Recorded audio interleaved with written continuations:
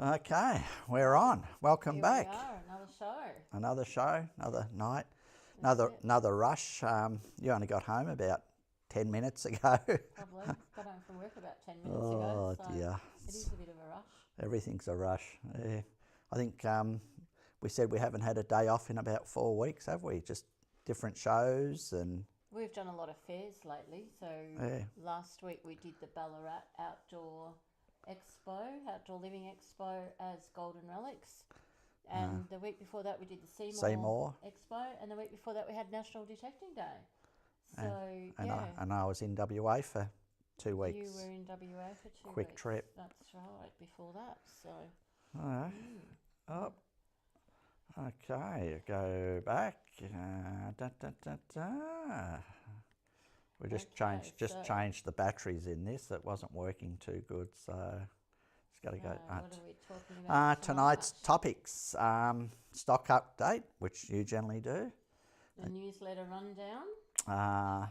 The gold and relic of the week. That's my favourite part. They once raced here video part 2. Yep. And yeah, remember guys, just keep asking them questions and hopefully we can answer them.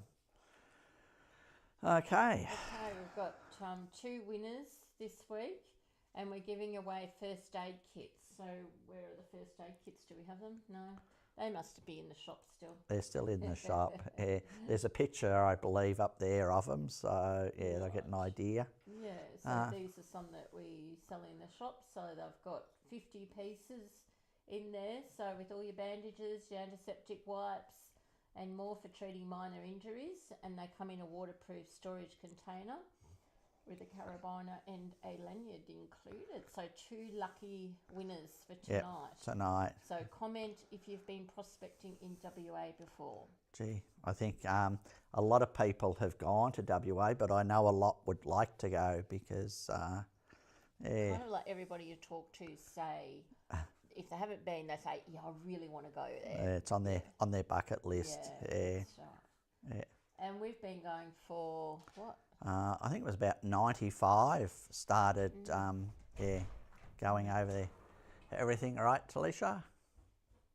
Talisha's done a dash. She's done a dash. Yeah. Well, hopefully they've got sound and everything, and yeah, let us know, guys, if you can't hear us or something's wrong. Or something. I think every week there's something that goes wrong. Anyway, like I said to someone today, it's real. That's right. Yes. Yeah. Well, somebody said to me the other day, they said, I like watching your show. It's quite comical. So it's kind of not what we have intended, but it ends up being anyway, got to have a laugh. That's it. Right, our Easter hours. So for the first time this year, we are actually closing on Easter Saturday. Yeah. So, as we said before, we've been working double time basically for the last couple of months. So we're going to have Good Friday off. This is when the shop is closed. Good Friday, Easter Saturday, Easter Sunday and Easter Monday. Yeah. So we'll be back on Easter Tuesday. Yep.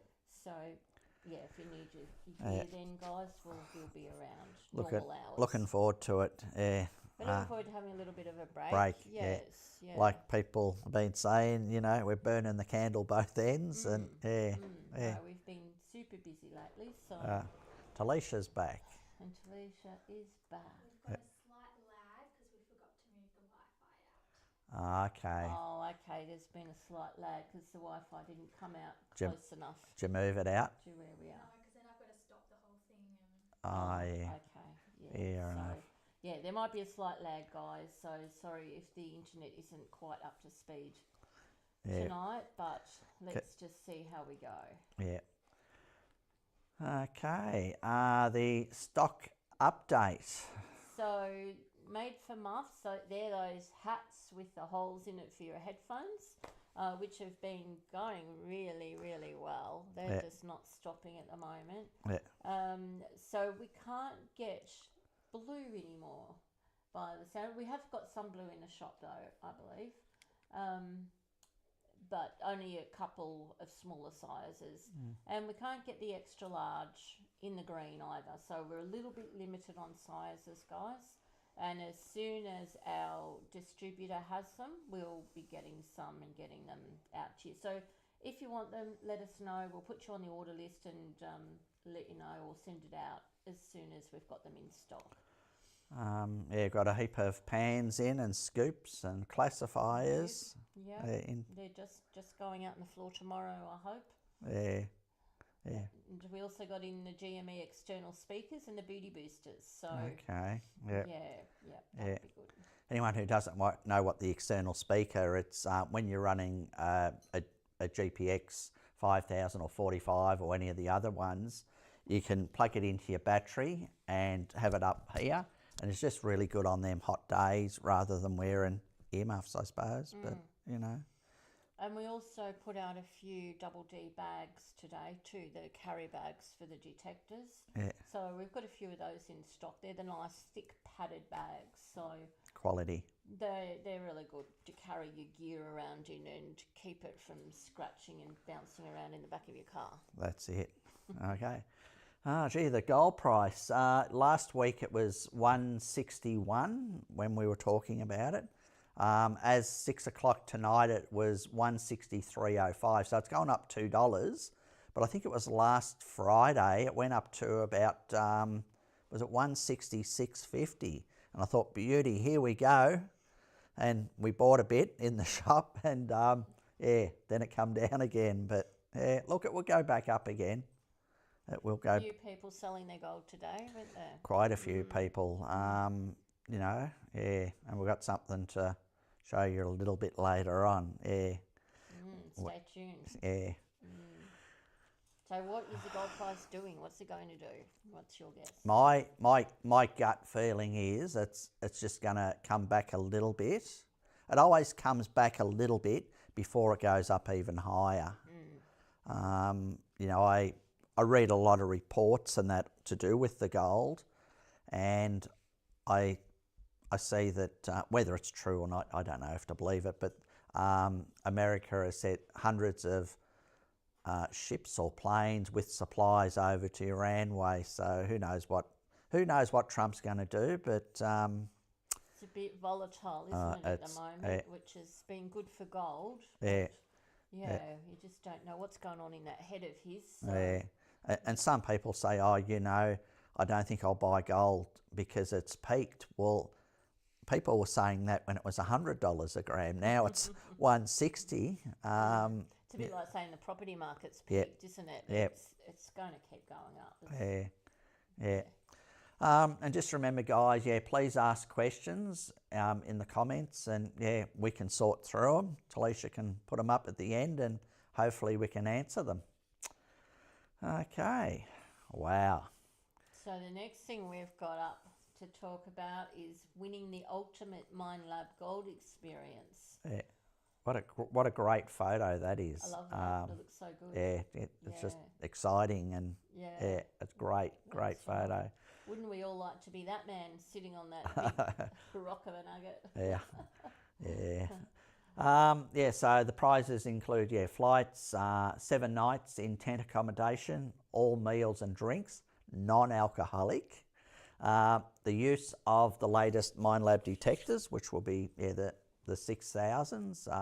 Probably might even be a 7 there for that person to use. But I thought you were going to announce a new detector or something. Well, everyone wishes. And transport, to top secret gold locations. Okay. Expert training from a Minelab rep. I know the bloke, he's a good bloke, and I know also the prospecting professionals that are running it. They're really good blokes too. And it is the ultimate gold hunting trip, and it could be yours. It could be. And I was just looking at that non-alcoholic drinks. I think usually we do a run in. Yeah, we do. For a bit of an alcohol run, which we do. Can get a bit dicey though, because over in WA they have very tight regulations around what you're allowed to order. So we might have to chat up a nice publican, I think. I do know one over there, but in the right place. So how you win the ultimate gold, the MindLab Gold experience, you've got to buy a selected MindLab metal detector between April the 4th and May the 4th. Look at that, May that 4th, that's going to come around real quick. It's going to come around very quick. It's only a couple of weeks away now. Yeah. We're probably halfway through this. Yeah, now. yeah. And I know we've been selling a few detectors, so yeah. That's right. Yeah. So you've got to just fill out the form, upload proof of purchase. The more purchases, the more entries they get. It's like, for example, if they buy a Go Fine 22, they get 1 entry. If they buy the top end gold machine, which is the GPZ 7000, they get 6 entries. So the more you spend, the more chances you get, which is fair enough. That's right. No, that'll be so cool. And the MindLab person, was it MindLab rep, was that the word? Your MindLab rep. Is there to pretty much guide the winner. Is that right? Have I got that right? Yeah. To hold his hand, I suppose, and show him where all the gold is, or was.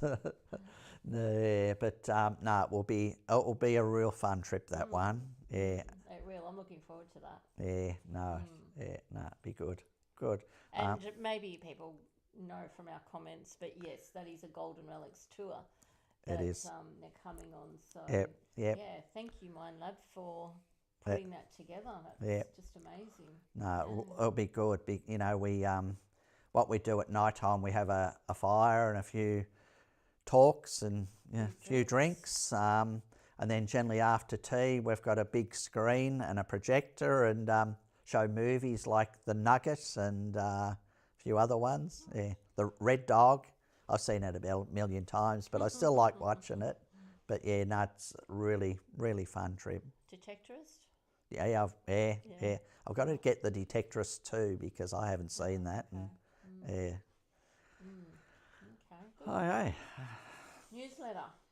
So, this is our big find, isn't it? No, not this one. Not yet. Not yet. Oh, okay. Right. Don't let the cat out of the bag yet. Okay. So this one was found with a MindLab GPZ 7000 and a nugget find 12-inch coil.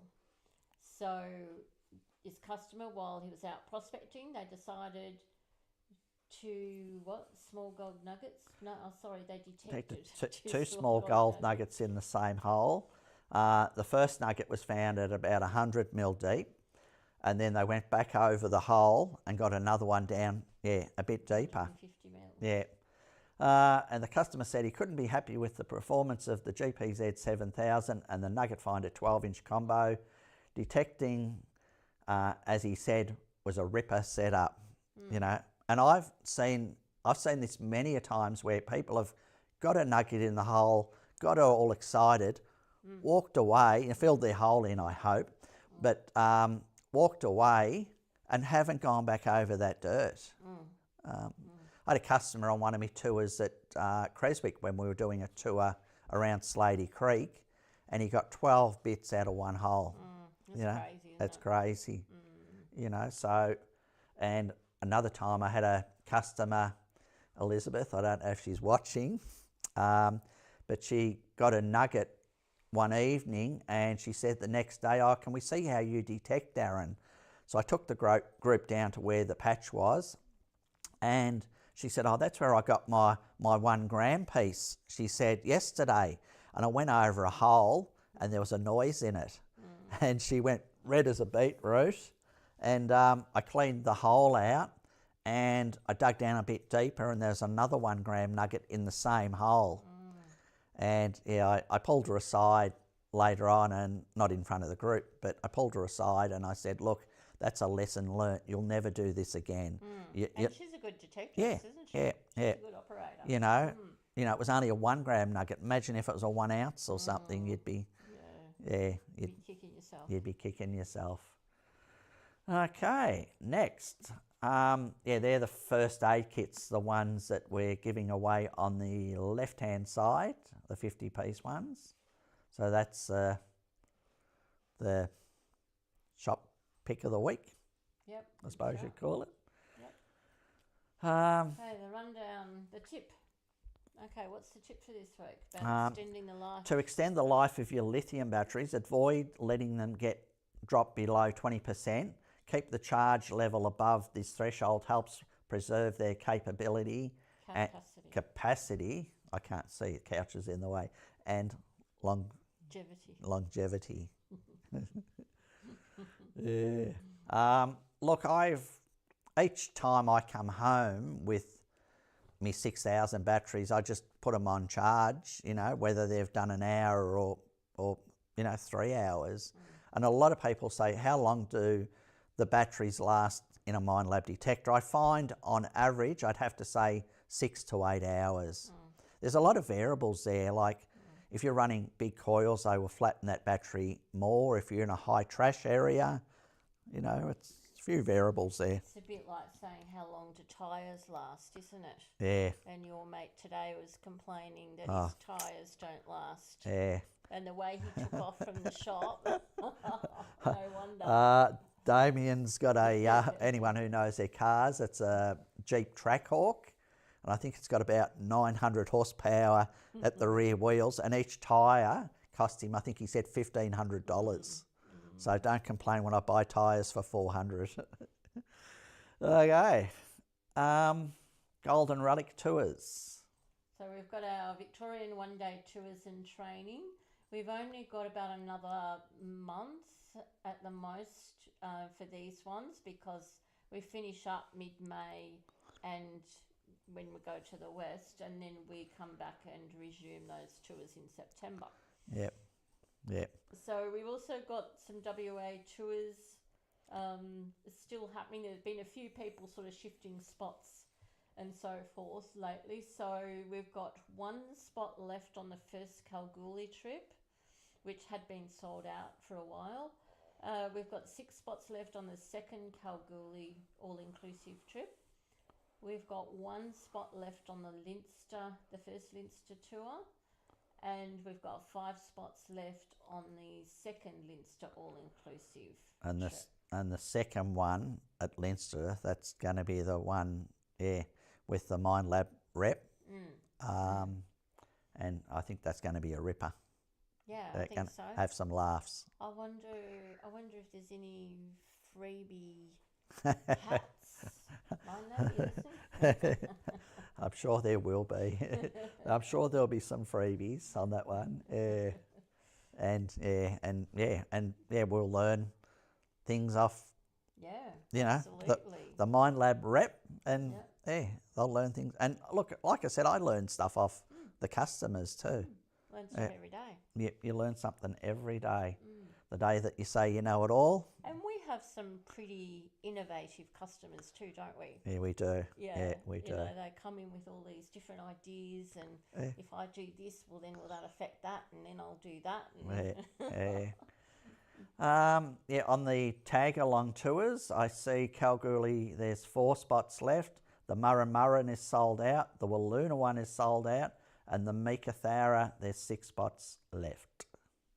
So that Kalgoorlie one was sold out before too, but we've had, like we say, we've had a few people move and cancel due to ill health and that sort of thing. And stuff happens. Oh, and, that's right, it does. It does. Yeah, and if you give us enough notice, we'll put you on next year, or we do our best. Yeah, we do our best. We understand. Okay. Scan the QR code to join the newsletter and go into the $50 competition with photos, like we say, of anything you find. It doesn't have to be gold. It can be a relic. It can be, I don't know. Could be anything, really. Could be. Even whatever you get out of prospecting. Right. Although there's a lot of talk about mental health these days, and how prospecting can be great for your mental health. So even if it's something along those lines, you find good mental health. I tell you what I'd like a photo of, guys, and that is a black cat, big black cat. Puma cat. I've actually seen one, but that's another story. Well, go on, tell us. Used to do a lot of spotlighting with my uncle, and what we used to do was drive along the road with a spotlight in the car. if we saw a fox or a bright set of eyes, we would stop, jump the fence with a carry-in battery and the rifle, get reasonably close and then turn the spotlight on. And one night we were out near Cruciang Way, which is Dalesford, rural rocky country. We saw this set of eyes and we stopped the car. The wind was blowing towards us, so he couldn't smell us. And we jumped the fence, walked up into the rocks a bit and, towards the rocks. We turned on the carry-in battery, the spotlight, and there was a black puma. I bet you didn't hang around too long. Nah, we shited ourselves. Our hairs stood up. People saying, oh, it might have been just a black cat. I think I know a big feral cat to what I saw, but yeah, anyway, some people think it's all BS, but there's been too many of them seen. Yeah, it's been a lot of sightings, haven't there? Yeah, but nah. Okay. Anyway, that's enough of that. Next, they once raced here is a video coming up.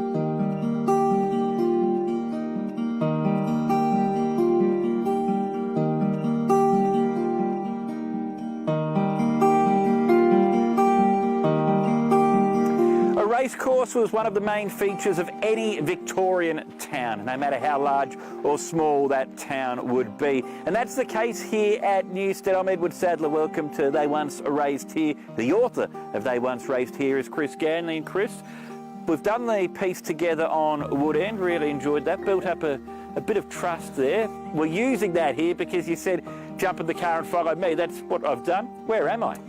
Yeah, no, it's a very good question, a good starting point. So we're in the Loddon-Campaspe area. We're about 17 kilometres away from Castlemaine and about 30 kilometres away from Dalesford. Some would say the middle of nowhere, I'd say not quite. And your intro is right, Ed. You know, every country town pretty much had a racecourse. This one, to me, evokes what country racing was all about.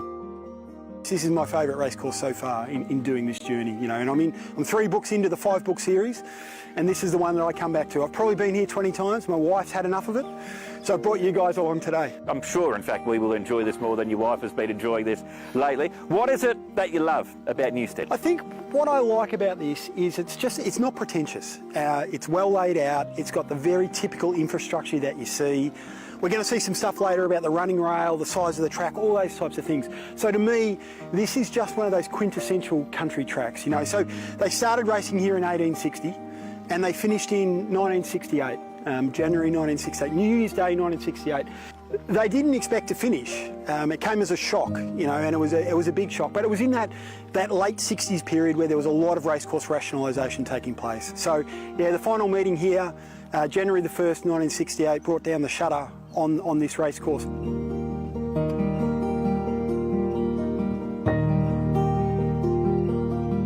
So we're now here, you know, what, 56 years later, and there's still stuff here to see. And to me, that's what this journey is about. That's what my journey around documenting and finding these racecourses in Victoria is all about. So to put that into perspective, first meeting here in 1860, Melbourne Cup was first run in 1861. They enjoyed that 108 years of history here. There's quite a bit to look at. Oh, absolutely there is, you know, and there's some amazing, you know, stories around things here and what took place here and people just enjoying it.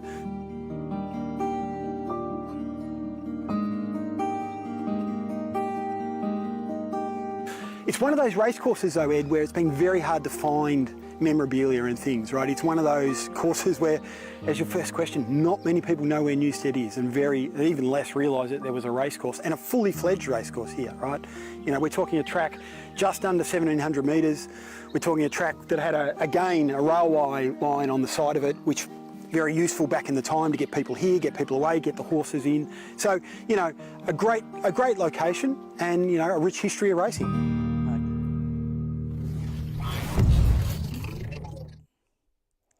Okay, yeah, they once raced here. Yeah, we're selling a lot of them books too, but That's been really popular, Yeah. those books, yeah. he's very knowledgeable on race courses, He and does a lot of research too, yeah. research is key, and that's something I'll be talking about later on. Yeah, that's right. And, you know, like, why not? Like, how many years would it take you to do all the research that's in one of those books? Yeah, knowing where, Yeah, you so know. they're a great value as a research tool. Okay, gold of the week. Wow, what can I say? Some customers come into the shop today to sell me some gold, and he said, I've got something to show you. And it was 532 grams, found with an Equinox 800. Again. Look, he said it is up for sale, but he's looking at Am I allowed to say? Yeah. in a cow paddock. In a cow paddock. In a cow paddock. The customer was looking for relics actually, and found that in just a loamy soil.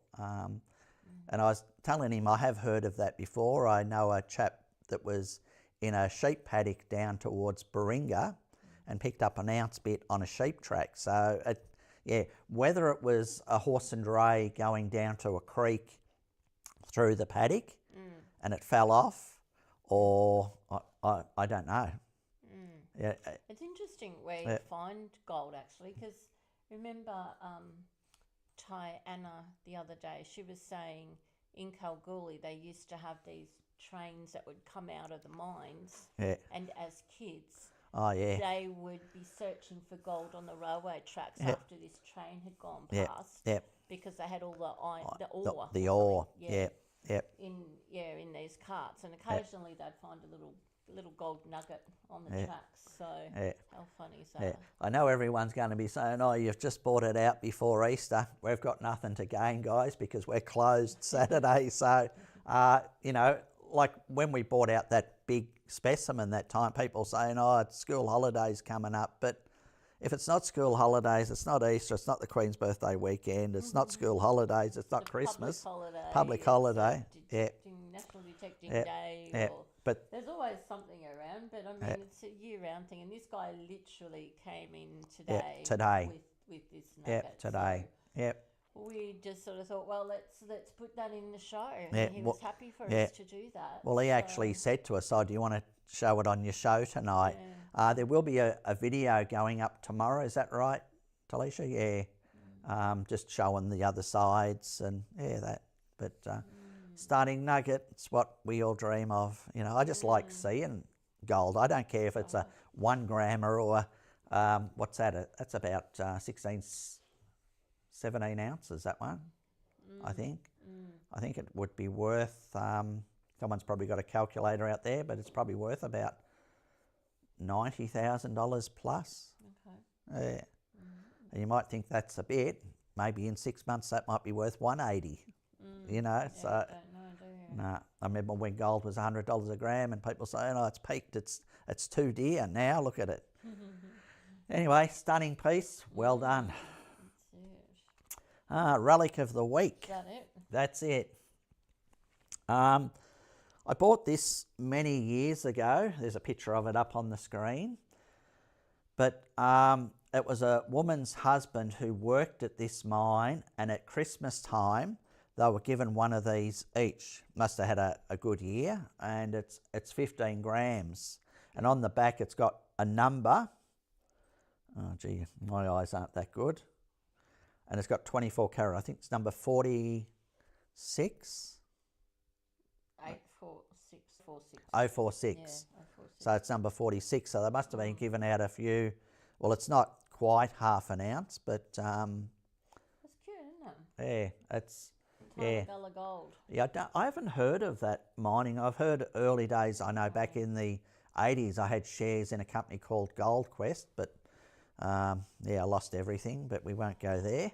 But I haven't heard of this one, Reef Mining. I'm sure someone would have out there, but. I thought the only reason you had shares in that Gold Quest was because of the once a year annual meeting. The AGM. You went there and all the food was just laid on, drinks, alcohol. I know, I went there once. Yeah, it was incredible. It was incredible. It was really good. I remember there that. was so much food. Yeah. It was crazy. Yeah. Okay. Now I've got to talk for a bit. Okay, here's your books. Right. You'll find before computers, like I'm not great on computers, but I like the old reference books. Now, the old reference books, I'll show you a few. This is, a lot of people would have heard of this one here, Golden Ghosts. This is volume 1, which is of Western Australia. It's the Bible of the goldfields in WA. I remember we used that on our first trip We over did. there. And if I couldn't get an ounce a week, we were moving on. Remember? Yeah, but really good book. So we would go to an area and we would try spots that they'd mentioned, because it will say go, 4 kilometres down the fence line, turn right at the well, and there's the goldfields. Yeah, really good books. I've got a lot of spots highlighted in there, but Oh, have you? I have. Yeah, good book. Notes and yeah, but this book's been well used and abused. But That's right. when they come out, they're about $30, and I have seen them sell up to $500. I think we've got a couple of these ones in the shop for sale. I might be around the 300 mark, but $300. What's that? It's 10 grams? No, not even. No. No, gold's 160 there, 2 grams, and it's paid for it. And what you're going to get in return, it's just... It's just even good reading about them too. They'll say, the nuggets were as big as potatoes in this patch. And, Look all at that sort of thing. the photos in there. This is volume 2 of Western Australia. This one has a lot of maps in it, of showing of old claims and that. But yeah, just great reference books. Oh, that was a spot I knew there, but yeah.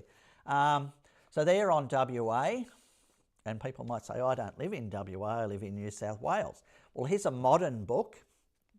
It's called Golden Journeys, Visits to the Western Goldfields of New South Wales from 1852 to 1859.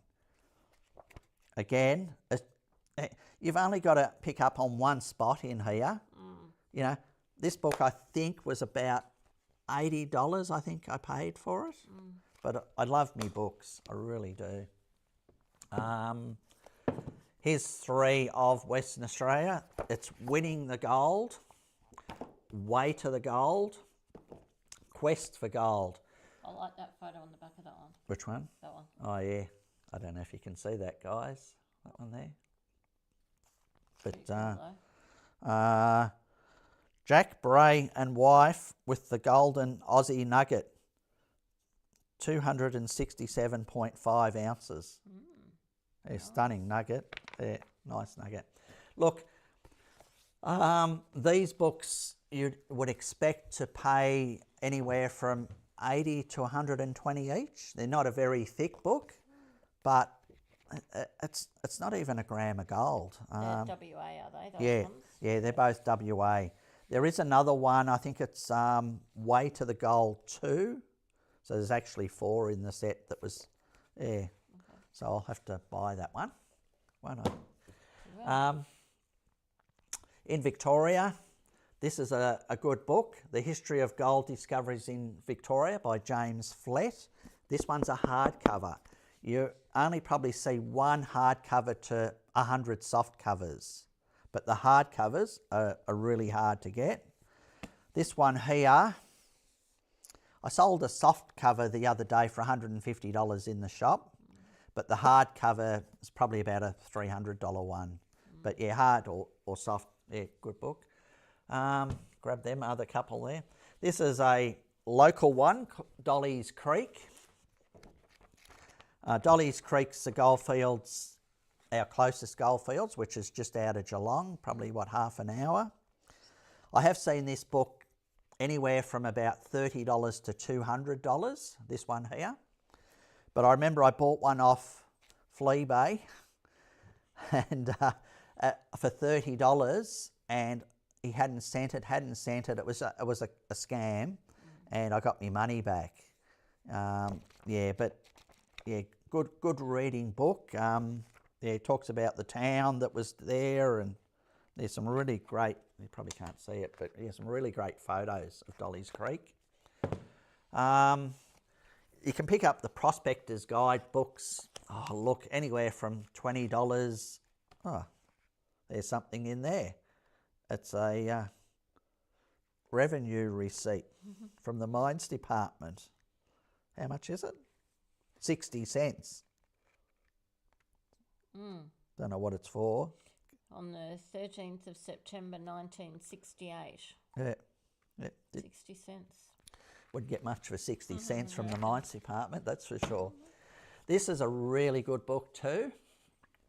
It's Memoirs of Geological Survey Victoria, and it lists all the nuggets that were found in Victoria that was registered, I'll say. You know, there was a lot of big nuggets that were found that weren't registered, but these are the registered ones. Does it say where they were found? It does, and I used to go through it, and I had a bit of paper, and I would write down, oh, there was a nugget found there, tick that, you know, and I would go to the spots where the big nuggets were found, but I think everybody was doing that.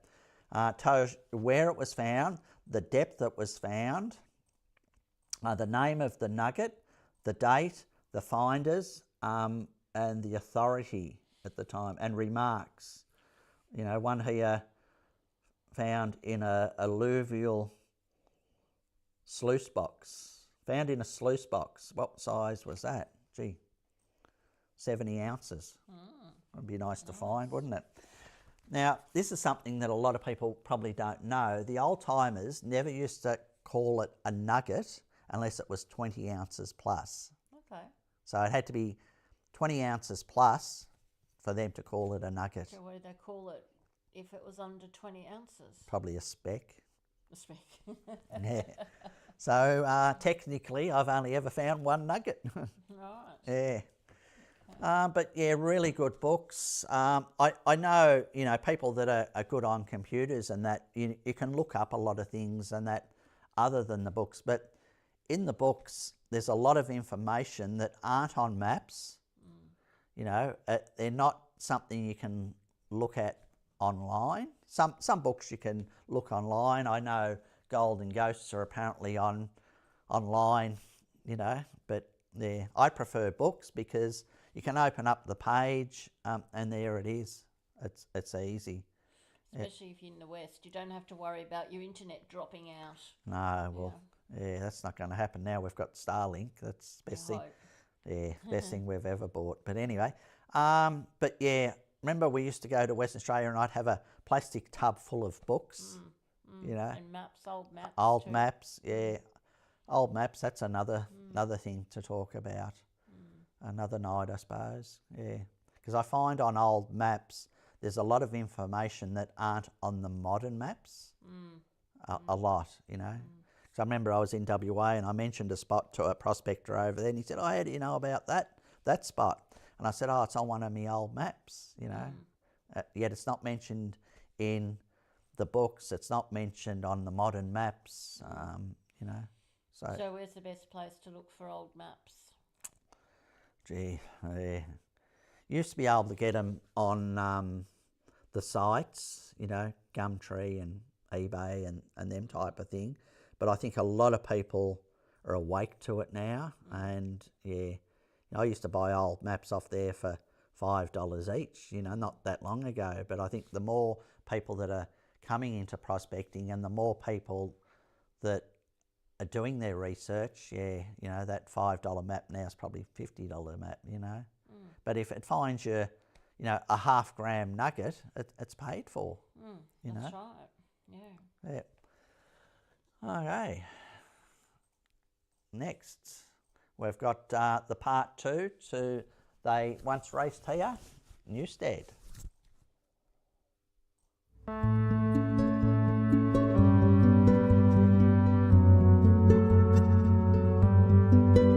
In this day and age, we probably take for granted the safety features we enjoy in racing, particularly the plastic running rail. We've come to the side of the track, just off the back section. We're about to approach the home turn here, Chris. And this is a remnant of the old running rail. Yeah, pretty good, isn't it? You know, we've certainly come a long way, and you'll see this, and I've seen this across a lot of these old courses in Victoria, right, where the rail was made out of timber. Even up in the finishing straight here, there's some concrete posts. That's not uncommon. I saw that in Cobden where they got something very similar. But, you know, yeah, very, very firm, very structured. In the earlier days of racing, they were very much against this, which is quite interesting. So in the earlier days, they forced a lot of the courses to take these sort of things out and use bamboo poles. So it's really interesting to see these here in 1968 still being allowed. Obviously crept back into racing and an important part of that. And then the other thing in front of us here too, Ed, is this is where the train line would have been, just in front of us, and you know, it was a good example again of the country courses where there was no station here, but they would have stopped the train there, people would have gone on and off, and very easy access into the course, right, to get the horses in, get the people in, you know, very important, because we are a little way out of the township of Newstead, which isn't that big, but you know, if people made their way there, walking here would have been a possibility as well. Different times, different things then. So overall, how would you have described Newstead as far as the actual track is concerned? I would say that Newstead was very typical of a country track. Never heard too many complaints. I didn't read in my research and the history of a lot of accidents and things here. It's pretty flat, like it's very flat here. You know, some of them are very up and down, but apart from this rise, a little rise behind us, this is a very flat course that's pretty typical of a country race course.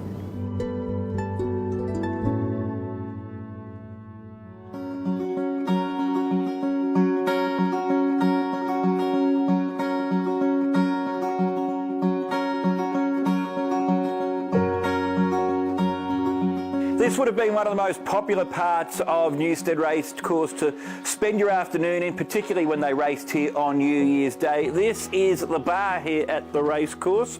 No doubt plenty of people would have been cooling off under the shade and with a drink here, Chris. I would have thought so. And you know, we're a bit lucky here at Newstead because there's quite a bit of infrastructure still in place. We've obviously got the bar. There's additional buildings over behind us that were probably used by the jockeys, the stewards, those types of things. There are other pieces of infrastructure around here that would have been things like the lolly stall or the sweet stall. What remains here is more so than most former race courses in Victoria. There was a grandstand here, it's now long gone, but there are bits and pieces, there are remnants on this course left here, which is always good to see. Newstead's a little bit unique, you know, starting in 1860, finishing in 1968, 108 continuous years. It's quite a bit of time. All right, we're at a bar. My shout, Chris. Absolutely.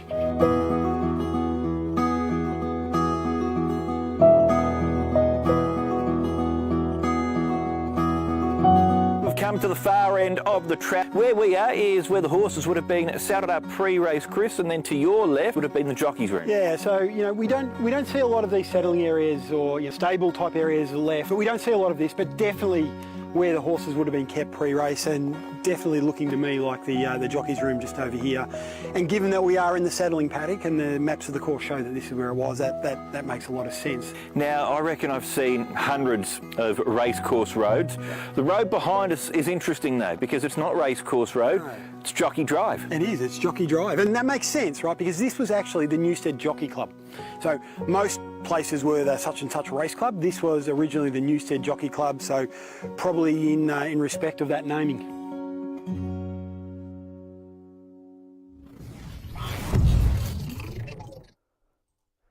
Okay, so they once raced here at Newstead. Talisha was just telling us that a woman who bought one today, bought it for her father to look at the old photographs and that in the book. So yeah, Cool stuff. they're a really good book, interesting. Yeah. Okay, Q and A's. Yes, Q&A. So first one Okay. is, what were the names of the movies, please? I think that you were talking about. But The Detectorists. There's, I think, number 1 and 2. It's an English show of two blokes looking for relics over in England. Yeah, sort of a comedy type show, but yeah, really Yeah, I don't like the English comedy, but these ones I really like. Don't you like English comedy? Not some of them. You're funny. Each to their own. Yeah. So it's the Detectorists, Nugget? the Nugget with Eric Banner in it. Look, it's not a bad movie, but lost me at the end. But yeah, I won't spoil it. But Is yeah, that the one where they stole the gold? no, that's No, that's a different one. the Great Perth Mint Swindle. Right, yeah, That's an good. interesting one. Yeah, So that's not based on a true story. it too. is. Yeah, yeah, and they sold melted down nugget to Bondi, wasn't it? And yeah. But no, that's a true story. That one. Yeah. And Red Dog, that's just an Australian movie about a dog. There's I think we've watched a Castle before, haven't we? The as Castle. well? Yeah, I'd watch that I again. mean, that's just an old, Yeah. an iconic sort of an Australian movie, Yeah, isn't it? yeah. So, and wasn't there another one? There was another Nugget one too. I'm pretty sure we watched more of a modern one. Yeah. I'm trying to think with Owen. What's his name in it? Yeah, I don't know. It's quite a few. Yeah. Anyway, okay. no, there's quite a few good ones. Okay, so who's doing the training on the 23rd as I am booked in? Now, if it's the 23rd of June, it'll be an all-inclusive tour. Okay. So that means you and Peter, Yeah. will And be doing the training Yeah. on that one. okay. Yeah. I'll be doing the cooking. Talisha will be helping. This is a training day for this month. I try. Oh, is this this a training? Oh, sorry. for this month. I thought this was WA. Okay. Okay. No, who's doing the training on the 23rd? Possibly Peter's usually our main training tour guy. So, yeah, off the top of my head, I'm not sure. It'll be Peter. but Probably maybe Peter and Dave. It might be Dave, it might be Tony, I'm not Yeah. sure. Yeah. Yeah. But yeah. And sometimes Paul does them too. Yeah. True. True. No, we've got a good team. Yeah. All right. Please, Darren, has anybody found gold with the Nocta Legend in gold mode? I'll be honest here. I don't know anyone who's using a Nocta Legend. Okay, so you don't know whether No, I anyone's don't. found gold. No. Look, any detector's going to find gold, but some are just a lot better than others. That's right. You know, and I've said this before. Look at what 99.9% of the people are using. There's a reason for that. You know. Yeah. How about at the Ballarat Fair the other day? What? There was a guy come past. Oh. He said, I can't find anything. All I can find is tin cans and rubbish. And I said, what are you using? You know, which detector? He says, Garrett Ace or something. I said, that's why. And he actually got angry. He didn't like my answer at all. Yeah. But I was kind of just being honest, and nothing wrong with Garrett machines, but you're not going to find the gold out there with that machine because the gold just is not there for that machine will pick up. Yeah, it won't. Yeah. But And it's just, to us, it's simple. Yeah. But yeah, some people don't like to hear it. Yeah. So- You got to be honest with them sometimes. I've had people on me WA tours with other brands, and we do the test comparison, and they can't hear the target, and they say, "What am I going to do?" I say, "Well, when you get home, sell it." You got to be honest. No beating around the bush. Okay. Okay. So, are the They Once Raced Here books in DVD format, like the video you just showed? Yeah. Or was that put together just for the Lucky Strike show? Talisha, you might be able to answer this one. Do you? The Do you know? books are in book format, but Yeah. Chris Ganley was running these promotions. Oh yeah. So These were the author's promotion. promotional videos. Yeah. Yeah, Okay. so Yeah. he was showing them on racing channels, I believe. So yeah, that's where we got them from. Okay. Okay, have you got a tour for Northeast Victoria? Northeast Victoria, that would have to be up in the high country. Look, I don't know a lot about the high country. from what I believe, there's lots of finer gold up there, and that's why a lot of the, Melbourne detectorists and people from that area come up to the Golden Triangle because they're chasing the bigger stuff. I have bought a 5-ounce nugget that was found in the high country. It was a very flat one with it sort of turned over. So there is probably bigger gold up there, but I'm just not familiar where. And if it's anything like, say, Blackwood, most of your bigger gold is halfway up the hills because it hasn't had a chance to get down into the river systems. Gets caught up in the slates up on the hills. But yeah, I've never spent much time in that. So in short, no, sorry, we don't do tours up in northeast Victoria. No, at this stage. probably be good for panning and that, up there, but I don't know about detecting. And then the laws up in the national parks and that up that way, I don't know. Yeah. Is there a Facebook for northeast Victoria? A race book. Oh, sorry, A race book. A race book. Have one of these books got northeast Victoria in it? Yeah, We'll have to check that one out for you, yeah, actually. because there's 3 volumes that he brings out, so yeah. There are, and I think there's pretty much, I doubt whether there is actually, because there's pretty much one on the Goldfields area. Central Goldfields was the first one, and then he brought out, I think, the Gippsland one, and then he brought out like the Otways. Yeah, Western sort of way. Otways and Yeah. Western. So I don't think, but we'll check that out for the Okay. next time we're on. Okay. Okay, now one of our customers, Julie, Hey, Julie. and she says our record is 23 nuggets from one hole. Wow. That is so cool, Julie. I wonder what size they were. Yeah. That is awesome. Benny Gold's nice gold. So clearly, Yeah. Yeah. Julie is checking the holes that the gold's coming out of. Yeah. And I know sometimes I've gone over other people's old detecting holes and got a noise. I thought, no, I'll look at it, and I've got gold out of them. So it's either because they couldn't find that little target, and they've left it, or they've got one out and walked away. I think And I'll tell you what, a pinpointer makes things much easier to find those little nuggets. and then bigger ones at depth. Yeah. True. All right. Okay, apparently there will be a celebrity on your MindLab WA trip. Do we know of a celebrity? No, Is Gary Ablett coming? No? not what I know Don't of. think so. I know he wants me to take him out, but that's another story. I don't know. Apparently there will be a celebrity on Might your be mind. a MindLab celebrity. There's a MindLab celebrity coming. So yes, there is.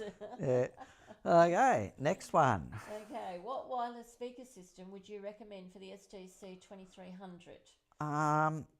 Personally, when I've used an SDC, I just like the built-in speaker. I know on a windy day it's hard a little bit to hear, but that's what I prefer. And if it's a windy day, well, you just put your headphones on, but I can't. So just in case the question is that they don't want to use that one, what would you suggest? You could buy maybe an SPO1, which will amplify the sound, and then plug in your headphones or your speaker into that. But I just don't see the point of it. Might as well just use the speaker that's on the machine, even though it's sort of on the wrong side, because if you're a right-handed person, the speaker is on the right-hand side of the machine. But there is things that we sell that divert that sound up towards you. Yeah, shells, Like trumpets and that. Yeah. Okay. Okay. What would be the best way to extract gold from ironstone? Hammer. I thought you were going to say something really scientific. No, look, if you've got a specimen and it's in ironstone, I think I talked about it a couple of shows ago, the hydrochloric acid, which is Bricky's acid, and that will eat away that ironstone and the gold will retain in its natural shape. But it really depends on the specimen, whether it's worth doing that. You know, if it's only a little bit in the ironstone, the hammer or dolly pot. But if it's something nice and unique and you want to keep the gold, yeah, just the hydrochloric acid. But the trouble is, a lot of the acid you buy now from Bunnings, it's pretty weak. Yeah, it's very weak. It seems to have got weaker, doesn't it? It does. Yeah, and dearer. And dearer. Yeah. Yeah. Okay, I think, any more questions, Leash? No, that's about it. Yeah, there won't be a show, like we said, next Tuesday, because someone over there is going on a cruise. So Talisha's off on a cruise this weekend. yeah, so yeah. Lucky thing, comedy cruise, isn't it? Yeah, so lucky you. So yeah. So she'll come back with all the good jokes for you. Yeah. So yeah. So yeah, no one next Tuesday. So we'll be back the following one. Following so one. fortnight. With yeah. Okay, guys. I think that's about it. The winners. About that, you can announce the winners. Okay, so the winners of the first aid kits are Frog Kitty Smith. Congratulations. Well done. And Mark Albion. So Another one. congratulations, Well done. Mark and Frog Kitty. Yeah. Okay. So just contact the store or come in and pick up your first aid kit, or we'll send it out to you if you contact the store. All right. Okay, that's it. Hopefully you got something out of the night, guys. Like I said, one thing that can help you find more gold, and as our Dave, our tour guide, would say, pleasant gold dreams. Cheers. See ya.